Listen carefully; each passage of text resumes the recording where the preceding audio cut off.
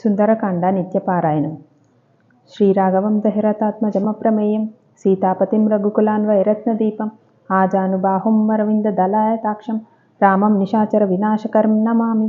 ఉద్భవస్థిత సంహారకారిణీం క్లేశహారిణీం సర్వశ్రేయస్కరీం సీతాం నతోహం రామవల్లభ. కూజంతం రామ రామేతి మధురం మధురాక్షరం ఆరుహ్య కవితాశాఖం వందే వాల్మీకికోకిలం. ఆపదామపహర్తారం దాతారం సర్వసంపదాం లోకాభిరామం శ్రీరామం భూయో భూయో నమామ్యహం. మనోజవం మార్తతుల్యవేగం జితేంద్రియం బుద్ధిమతాం వరిష్టం వాతాత్మజం వానర్యూథముఖ్యం శ్రీరామదూతం శిరసా నమామి.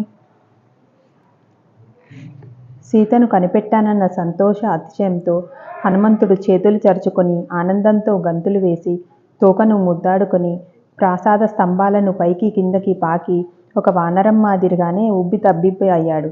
అయితే ఒక క్షణం ఆలోచించిన మీదట ఈమె సీత కాజాలదు, ఇంకెవరో అయి ఉంటుంది. రాముని వియోగంలో సీత భుజించుట కానీ నిద్రించుట కానీ చెయ్యలేదు.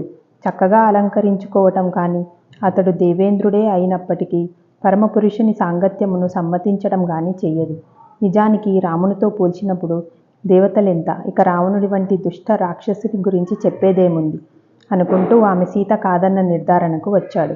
ఆ తర్వాత హనుమంతుడు రావణుని ప్రాసాదంలోని మిగిలిన భాగములలో ఒక గది నుండి మరొక గదికి సంచరిస్తూ తన అన్వేషణ కొనసాగించాడు. భూపరిమాణంలో మాంద్యమాంసములు నింపి ఉన్న పాత్రల మధ్య నిద్రిస్తున్న వేలాది మంది చంద్రముఖులను చూశాడు. పానపాత్రలు అక్కడ చిందరవందరగా పడి ఉన్నాయి. సీత కోసం అన్వేషిస్తూ ఈ స్త్రీలందరినీ హనుమంతుడు సన్నిహితంగా పరిశీలించవలసి వచ్చింది.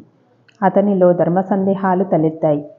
వస్త్రాచ్ఛాదన కూడా లేని స్థితిలో నిద్రిస్తున్న పరస్త్రీలను పరికించి చూస్తూ నేను ధర్మసూత్రాలను ఉల్లంఘిస్తున్నానేమో, నా గతి ఏమవుతుంది అనుకున్నాడు హనుమంతుడు.